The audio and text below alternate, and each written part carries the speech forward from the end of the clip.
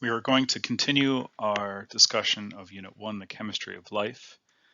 And in this lecture, we're going to focus on 4 of the standards that the College Board wants you to learn.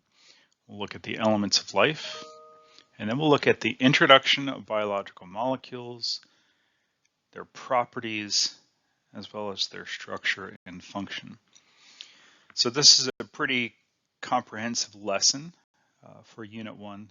We'll cover a lot of standards, and we'll be doing a few lab activities that will help you to understand these basic standards here. So the title of this lecture is Biological Macromolecules, and the objectives we're covering, again, are the elements of life, introducing what a biological molecule is, looking at their properties, and again, structure and function. So let's start out discussing the elements of life. So organisms must exchange matter with their environment to grow. So basically, matter cannot be created or destroyed. So there's this law of conservation of matter.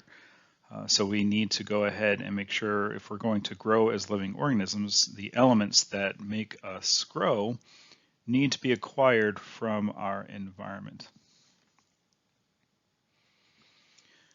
There are 5 major elements that make up a majority of living things, and those elements would be carbon, nitrogen, oxygen, phosphorus, and sulfur. And the 6th element we can put in there is hydrogen. Very important element as well, not to be overlooked. But it's more than just these 5 elements that make up the dust of life, so to speak. In this annotated periodic table, you can see that the elements that are highlighted purple or violet in this table are essential for humans. So we've mentioned the big 5, right? CHONSP is the acronym that we use to kind of remember them. So here we have carbon, and then hydrogen. Then we also have nitrogen, oxygen, phosphorus, and sulfur. You notice they're kind of clumped together, and then you need to throw hydrogen over here. But there are some other elements that are very important to life. So for example, iron is a metal. So we think of iron being in our blood, in our hemoglobin, which helps us to bind oxygen. Very, very important. We also have a lot of sodium and potassium and calcium. So these are all very, very important elements for humans.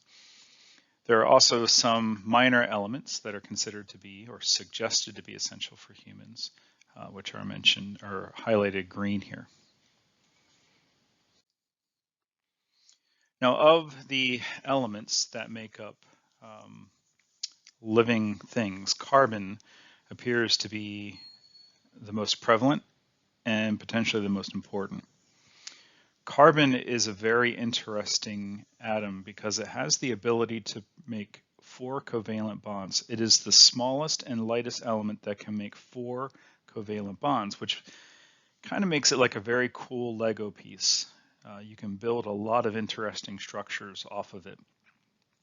So if we review our atomic structure, we know that carbon has 6 protons in the nucleus along with 6 neutrons. That would mean it has 6 total electrons, 2 in the first shell, and then only 4 in the valence shell, the outermost shell. So that means it's got 4 spaces for which it can share electrons, and therefore it can make 4 covalent bonds. It can also bond with nitrogen, hydrogen, oxygen, phosphorus, and sulfur, the main elements that make up life, and it can also bind very effectively to itself. And the carbon-carbon bond is a very stable bond, which allows it to make complex biological molecules in the form of long chains, hydrocarbons, and many other aromatic ring structures as well. Interestingly, carbon can also form single, double, and even triple bonds. Now, one of the interesting things about carbon is it tends to be able to form various clusters of atoms, which we call functional groups. Not all functional groups will have carbon in them. Like the hydroxyl group, which is common in alcohols, is just OH, a hydroxyl bound to whatever the parent molecule is. But we can see carbon is present in many of the others. We have carbonyl, carboxyl, are very important functional groups. But notice some of the other important elements also are coming into play here. Nitrogen is an important element in the functional group known as an amino group. The amino group will become significant later when we take a look at amino acids in proteins. But we also have sulfur forming a functional group as well as phosphorus. And the main functional group for phosphorus is phosphate, which is a very important compound in many, and we'll see it pop up in lipids, and we'll see it in energy molecules such as ATP, adenosine triphosphate. We'll talk about that in more detail later. So no need to necessarily memorize all these functional groups. They will appear in various molecules that we discuss. The big ones that we're going to learn about and focus on today are the hydroxyl and the carboxyl, as well as the amino. We'll come across the phosphate group a little bit later when we look at some more specific biological molecules. Now, organic molecules contain both carbon and hydrogen atoms. And so that means all of the organic molecules we're going to talk about are large biological molecules, also referred to as biomolecules that exist in living things, really are built off of carbon and hydrogen. So the four biomolecules, or the four classes of these organic molecules, include carbohydrates, lipids, and proteins. So those first three should be very familiar when you consider your diet. Those are the major macromolecules, macronutrients that you will need in your diet. And then the fourth class is nucleic acids. Now, we are not going to discuss nucleic acids in this particular lecture. They are a special type of organic molecule, and we'll have a separate lecture for them to round up or wrap up Unit 1, I should say. Now, one of the important things to understand is how we build macromolecules. I referred to carbon being like a really cool Lego piece. Well, carbon, of course, builds those functional groups, and it builds molecules, biological molecules, that then can be built into more complex macro or large biological molecules. Now, the reactions that do this, there's two. There's one that builds polymers, and we call that a dehydration reaction. That dehydration reaction, or sometimes referred to as dehydration synthesis, will build polymers. So here we can see we've got two monomers, and a monomer is a term that explains like a smaller molecule. So here we have two cool Lego pieces that we've built with carbon, and we want to link them together in a bond to make a larger molecule called a polymer or macromolecule. Well, to join these two molecules together, we would remove a hydroxyl group. There's that first functional group we saw in that table in the previous slide. So an OH and also a hydrogen from this monomer. Notice if we remove a hydroxyl or an OH and a hydrogen, or just an H, we are essentially removing water, H2O. That's why this reaction is called a dehydration reaction, because we are removing water, and that allows the two monomers to form a covalent bond between the two of them. So if we want to join Lego pieces together, we're going to remove a water molecule, and they will bind together. So again, I use Legos a lot when I'm talking about biological molecules, right? So if we want to join two monomers, two subunits of a polymer together, we remove water in a dehydration reaction.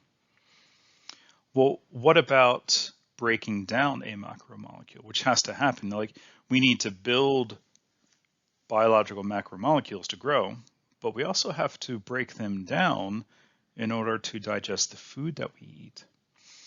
Well, to break polymers, we use a hydrolysis reaction. Now, the word hydrolysis or hydrolysis means to break with water. So here we have our joined monomers together, okay? And notice if we add water, now we split the monomer. We break this covalent bond and essentially add back the hydroxyl group and the hydrogen to those adjacent monomers that were once linked together in a covalent bond. They are now separated. So this is how we break things down. So one of the reasons why water is important for life. Now, these biomolecules, or biological macromolecules, as we often refer to them, have many repeating units. Those are the polymers or monomers that build the polymer. So I used that term in a previous slide, so let's kind of add some definition to that. Each repeating unit is called a monomer, and the molecule composed of all those monomers is called a polymer. Well, let's kind of break these terms down a little bit. So monomer, so if we think of the prefix mono, well, this means one, so one molecule. Polymer, poly means many, so many monomers make a polymer. So if we were to look at like a pearl necklace, for example, or a beaded necklace, each pearl or bead would represent the monomer. Now, when you put all the pearls or beads together on a string to make a necklace, the necklace itself would be a polymer. Well, each of our 4 types of macromolecules has a specific type of monomer and a resulting polymer. So let's focus on carbohydrates, often referred to as sugars. The monomer of a carbohydrate is called a monosaccharide, which basically means one sugar, simple sugar. The polymer is a polysaccharide. So many monomers bound together will make a polysaccharide. Well, lipids, the monomer is a glycerol and fatty acids. We'll come back and touch on this in a little bit, but the glycerol is typically attached to 2 or 3 fatty acids. And of course, the polymer itself is fat. In proteins, the monomer is amino acids. Amino acids are joined together to make what we call a polypeptide. In nucleic acids, we have nucleotides. Nucleotides are then built to give us either DNA or RNA. More on that in our next lecture when we focus on nucleic acids and their special properties. But let's start with carbohydrates and focus on their structure, function, and significance to living things. So carbohydrates are composed of carbon, hydrogen, and oxygen in a ratio of 1 to 2 to 1. So a good example is the simple sugar glucose, which has the chemical formula C6H12O6. Now, one way you can remember the name carbohydrates is essentially it is carbon that has been hydrated. So notice for every 1 carbon, we have 2 hydrogens and 1 oxygen, or 1 H2O, right? So basically each carbon gets a water attached to it, so it's a hydrated carbon. Remember that the monomers, as we saw in the previous slide, the monomers of carbohydrates are monosaccharides. So here we can see 2 monosaccharides, 2 adjacent glucose molecules. 2 monomers that are covalently bound together will make a disaccharide, and we see that here we have joined these 2 glucose molecules into what we call a disaccharide. How do you think we got this covalent bond to form here? Well, to do that, notice we have highlighted OH, the hydroxyl group on this glucose, and the hydrogen on this one. So this is a dehydration reaction. Dehydration synthesis brought these 2 glucose molecules together. Once we go beyond just 2 monosaccharides and are now covalently binding many together, well, we make a polysaccharide, which is the polymer of carbohydrates. Carbohydrate polymers could be linear or branched, which gives them some variability and diversity in their shape. And when we talk about complex carbohydrates in our diet, we're basically looking at the many functions that result from the different types of sugars that can be covalently bound together. Well, let's look at a couple of complex carbohydrates that are important to living things. One of the functions of carbohydrates is energy storage. And let's focus on, because we know that sugar gives us energy, right? Glucose, simple sugar gives us energy. But we also know that energy needs to be stored. So in plants, that energy storage occurs in what we call starch. So starch is basically a long chain, a polymer of many repeating glucose molecules covalently bound together. And so when we look at a potato basically is a whole bunch of starch. The potato plant, by means of photosynthesis, grew and made a lot of sugar, more sugar than it needs for each day. So it takes the extra sugar, binds it together in starch, and basically stores it in this potato bulb underground. If we were to zoom in under a microscope and look at a potato cell under the microscope, we would see a whole bunch of starch granules. We'll learn more about starch in the organics lab that we're going to be running along with this lesson. So plants tend to store energy in the form of starch. This is why many of the starchy carbohydrates that we have in our diet include potatoes, rice, and many grains that offer us starches. Now in animals, we do not store energy as starch. We store it as glycogen in the liver. It's the same principle. We basically have repeating monomers of glucose that are covalently bound, but not in this rigid structure of starch. It's a little bit more fluid and forms more of a tissue that we can see stored in glycogen granules within the liver. So in your blood, you have glucose. Now, when your blood glucose levels go down, your liver is stimulated to break glycogen down into its glucose subunits, into its monomers, and using a hydrolysis reaction will break glycogen down into sugar or glucose and release that into the bloodstream. If you have too much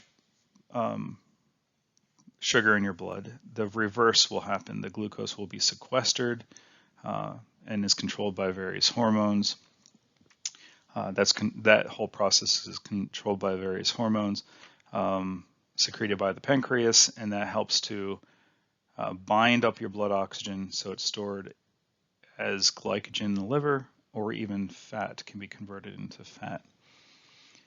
The inability to regulate your blood sugar, of course, is known as diabetes, and there's two different types of diabetes that we'll discuss later, but that is kind of a practical example of energy storage in animals in the liver. So glucose is stored as glycogen in the liver.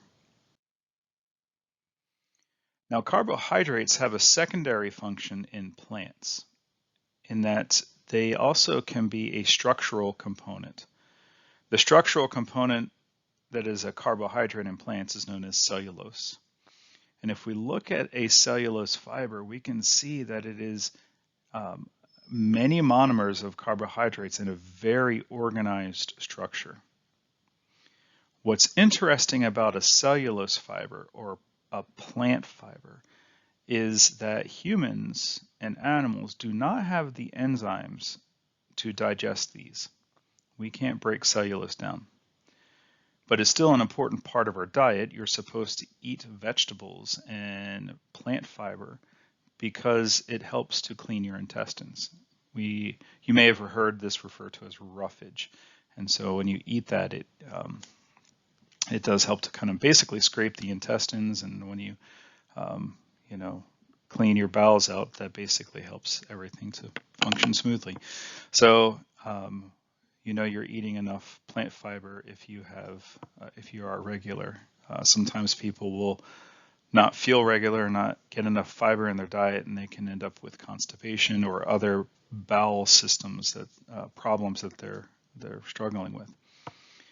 So we will talk about plant, even at the cellular level. When we look at plant cells, we'll see the cell walls, which are basically where all this fiber is being stored. So again, a very important structural component is cellulose found in plants. No cellulose in humans. Okay, humans only use carbohydrates for energy storage. But plants have a secondary function where they store or use it as a structural component.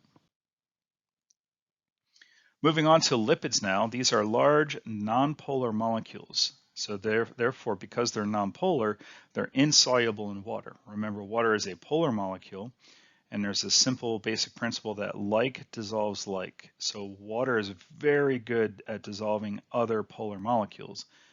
It is not good at dissolving nonpolar molecules. So lipids tend to be what we call hydrophobic or water-fearing. So water and oil always separate.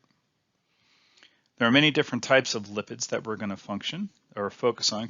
We have fats, and their functions are long-term energy storage.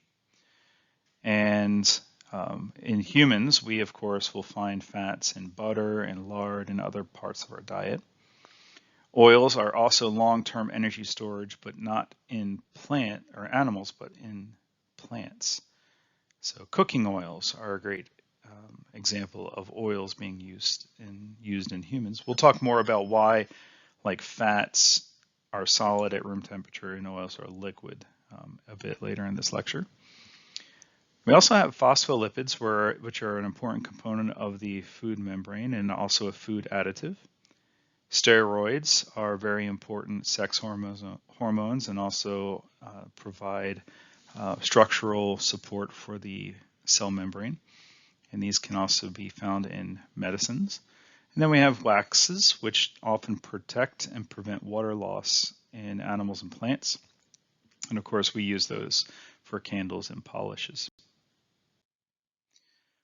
Now, fats and oils contain two types of subunit molecules, or monomers. So we have 3 fatty acids and a glycerol. So over here, we can see an example of what we call a triglyceride, right? A triglyceride is 3 fatty acids and 1 glycerol. So here's the glycerol backbone. It's a 3-carbon molecule. You can see it right there. Now, at each carbon, you can have one fatty acid, which is a long structure that you see extending out. So those are the 3 fatty acids. So this gives us a glycerol molecule. Now, some fats are considered to be unsaturated, and this is where some of the bonds will be double bonds. You'll notice on these fatty acids here, all the carbons are involved in single bonds. This particular fatty acid has a double bond, and when that happens, it changes the shape of the fatty acid and causes it to have a bent structure. So when we have a fat that is unsaturated, the shape forces it to be a liquid at room temperature. Unsaturated fats are oils, and they tend to be found in plants. So olive oil, corn oil, canola oil, vegetable oil. So oils tend to come from plants and are unsaturated, liquid at room temperature. Saturated fats will remain solid at room temperature because there are no double bonds in any of these carbons. Notice that keeps the fatty acids straight or linear. There's no branch or bend in the chain. So that allows them to, at the molecular level, kind of stay closer together. And so therefore, their state of matter is to be solid at room temperature. So butter is a great example. However, milk is another saturated fat, but you may think, wait, milk is a liquid. However, if you've ever let milk age and sit out at room temperature, you'll notice that the milk fat curdles out of the milk. So the fat in milk is indeed saturated in solid, it's just kind of suspended in the solution. More about that in our lab. Another important lipid is a phospholipid, and we will talk a lot about phospholipids when we look at the structure of cell membranes, the envelope that encloses cells. Now, phospholipids have one polar head and 3 fatty acids. So notice again, we have a glycerol molecule, just like a triglyceride. However, only 2 of the carbons are bound to fatty acids. The 3rd carbon is bound to a phosphate group. So here's another one of our functional groups coming back, right? We saw a hydroxyl group and carboxyl groups, but we have not really talked much about phosphate. So here's a phosphate group. The function of a phospholipid is that it allows, it basically forms the cell membrane. So when these are placed in water, phospholipids will aggregate to form a double layer, a bilayer, because the nonpolar tails, which are water-fearing, they do not like to interact with water, they'd rather interact with themselves. Well, they are attracted to each other, and then the polar head, which is fine interacting with water because it's also polar, right? Water is polar, and so is the polar head of a phospholipid. So when you form this bilayer, you basically have 2 rows of polar heads with their fatty acid tails pointing towards each other. So the inside of the bilayer is nonpolar and water-fearing. The double membrane on the outside where the polar heads are is hydrophilic or water-loving. Makes for a very interesting structure and an important structure when it comes to the design of cells. We will come back and talk more about phospholipids when we look at the cell membrane and its many unique properties. Steroids are another example of lipids, and they are composed of 4 fused carbon rings. And so here is a steroid skeleton that you can see here. Each type of steroid differs because of the functional groups. So here we can see we've added a hydroxyl and a few other interesting groups onto this to make a cholesterol molecule. Now, cholesterol has a bad name, like it kind of has a bad connotation in many people's minds because we think, oh, you don't want to have high blood cholesterol, that's bad for your heart. But cholesterol is important. You don't want to also, like, just as bad as having high cholesterol would be having like low cholesterol that's too low, because the cholesterol molecule is very important in adding strength to the cell membrane, especially in animals like humans. Steroids are also important components in hormones. And notice how the cholesterol molecule is like the backbone to making testosterone and estrogen. And here we can see when estrogen is formed in peacocks, you are like when you have a peahen, the females will produce estrogen. The male peacocks will produce testosterone. And that, of course, is one of the many reasons why they have these ornate feathers to impress the female, the peahen, who does not form those feathers. So here we can see the result of sex hormones, which are lipids, being very, very important in sexual dimorphism. We'll talk more about examples of that later in the class too. One last lipid to discuss would be waxes, which are a long chain of fatty acids bound to an alcohol. So we have a long chain alcohol and a long chain fatty acid.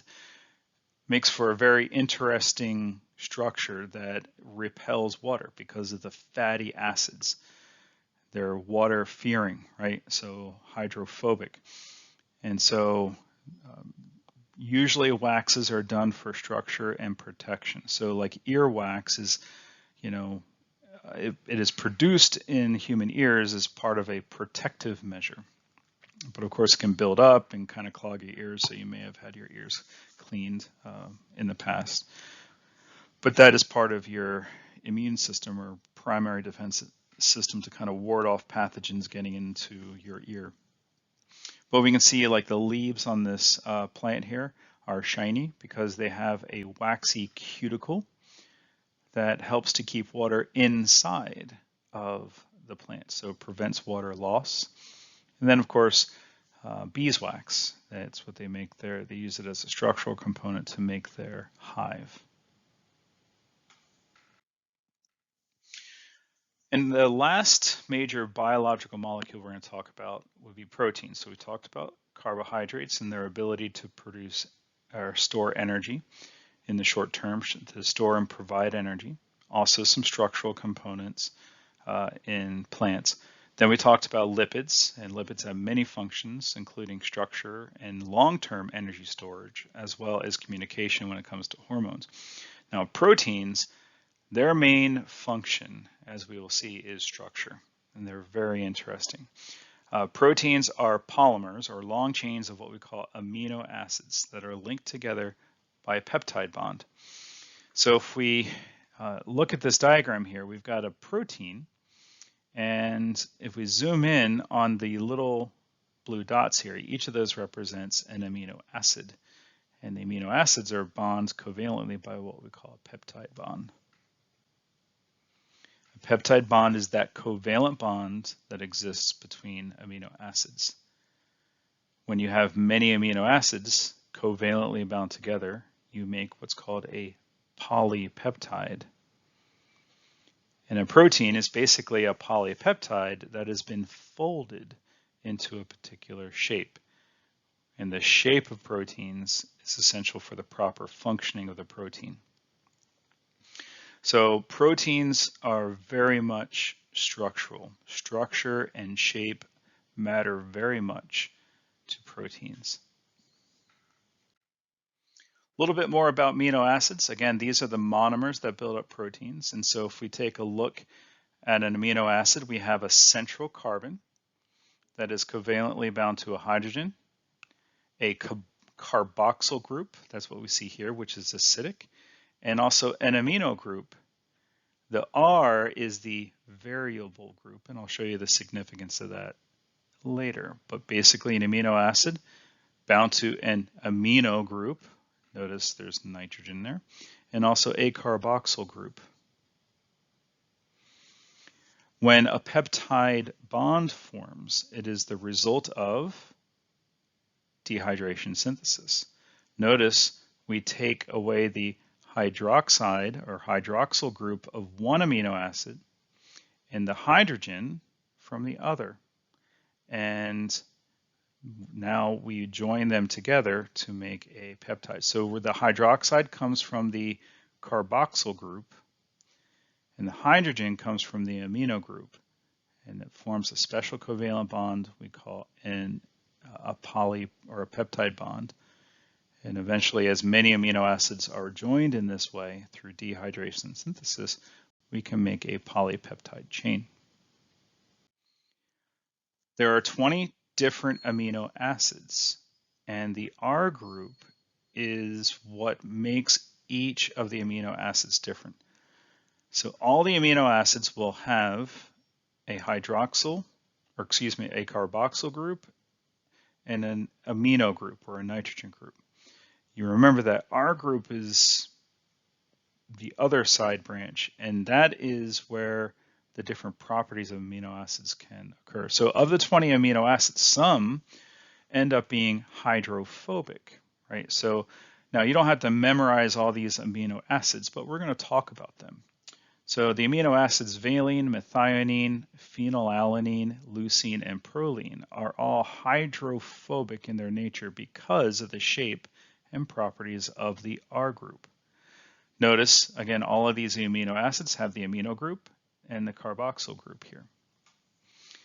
Now, these amino acids are all hydrophilic because they're polar, right? They're polar, hydrophilic, water-loving.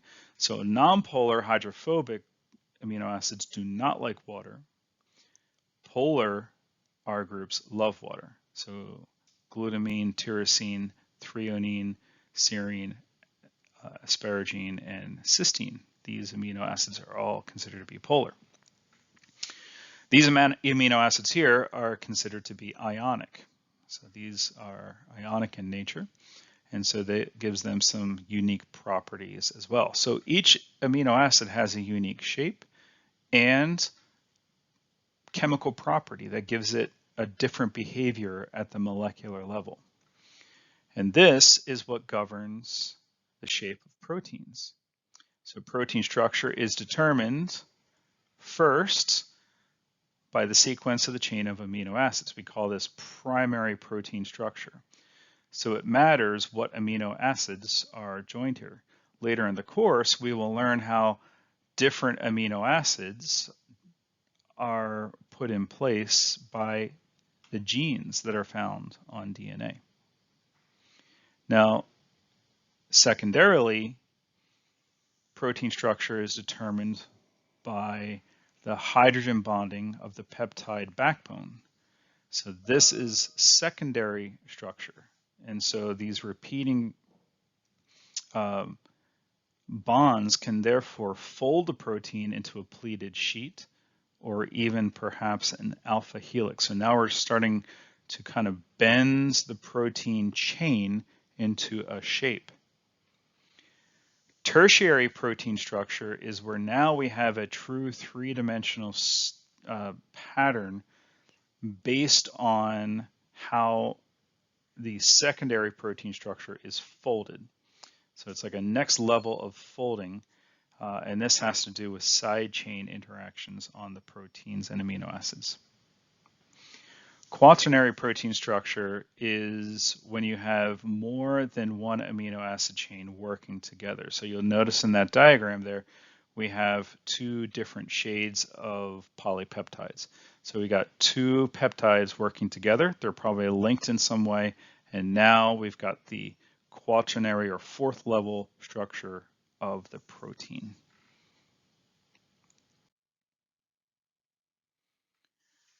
So proteins simply are not able to function unless they are folded into their proper shape. And so when a protein loses its shape, we call this being, apologize for the bell, when a protein loses its shape, we call this being denatured. So here we can see normal protein shape. Denaturation could come from heat or being exposed to a different pH, perhaps an acid. And so notice the protein unfolds, it loses its shape. And then it can be renatured when environmental conditions go back to normal. Great example of this is when people curl or straighten their hair. So sometimes the heat of the flat iron or curling iron basically changes or denatures the protein and changes its shape. So let's review protein structure in a little bit more detail and understand this concept of denaturing proteins in the video on the next slide. This familiar gelatin dessert actually is a good example of the process of coagulation of proteins into a three-dimensional latticework that entraps water molecules to produce a semi-solid gel. This animation explains the physical chemistry behind the process. Proteins are synthesized by polymerizing amino acids. The polymerization occurs by repeatedly forming peptide bonds that link individual amino acids together into a chain. There are three structural features that influence the three-dimensional shape of a water-soluble protein. Primary structure is the peptide bond between individual amino acids that creates a long chain of connected amino acids. These long chains of polymerized amino acids have hydrophobic, water-repelling, and hydrophilic, water-attracting projections that are oriented perpendicular to the chain, as shown in this illustration of a growing protein chain. Secondary structure is the helix that the protein chain curls into as a result of hydrogen bonds and other weak forces. Tertiary structure is created when the protein molecules fold back on themselves outside of the helical segments to put the hydrophobic portions to the interior and the hydrophilic portions to the exterior. Several helical regions can exist in different portions of the molecule. When the protein has folded and refolded to reach its most stable configuration, it will have mostly hydrophilic amino acid residues on the exterior and mostly hydrophobic residues directed into the interior. When natural proteins are subjected to physical or chemical treatment, their structure changes and they become unnative or unnatural. We call that process denaturation. In this example, heating the proteins in solution imparts energy to the protein molecules. This added energy is enough to break the relatively weak forces that hold the protein in its refolded and helical tertiary and secondary configurations. As the process of denaturation proceeds, the protein molecule unfolds more and more, and the internally directed hydrophobic regions now become exposed on the outside of the molecule. The peptide bonds are largely hydrophilic. Once these segments are set free from each other, they attract water molecules. The recruitment of water molecules entraps the water molecules in close proximity to the protein strands. The hydrophobic portions of the molecules are also exposed. This situation is unfavored because the hydrophobic portions of molecules are not stable in an aqueous environment. Hence, upon unfolding, the hydrophobic regions on individual protein molecules will associate with hydrophobic regions on other protein molecules. This situation encourages the association of these protein molecules into larger and larger random three-dimensional structures. The molecules aggregate into very large water-insoluble collections that are quite randomly assembled. As the proteins denature, latticework structures grow amorphously and attract the solvent water molecules into cell-like structures. The self-associated water molecules, in groups, adhere to the surface of hydrophilic regions of the protein, while hydrophobic regions of the protein dissolve into each other and provide the energy to retain the structure. As this process continues irreversibly, all of the protein molecules are recruited to this large insoluble mass in a randomly organized structural framework that contains entrapped water molecules. One example of the consequences of unfolding and reassociating protein molecules is coagulation of egg white. Frying an egg is no more complicated than denaturing the egg white protein. The assembly of irreversibly denatured protein molecules results in formation of a solid gel. The gel entraps water molecules inside the white into a semi-solid structure which holds its shape under normal conditions. Other examples of denatured protein assembling into three-dimensional structures include the baking of yeast-risen bread, coagulation of meat proteins by cooking in such products as hot dogs, and in the solidification of gelatin upon cooling of a solution. Denaturation and coagulation of proteins is a complex, irreversible process, but the study of denaturation has allowed us to better understand the three-dimensional structure of native proteins.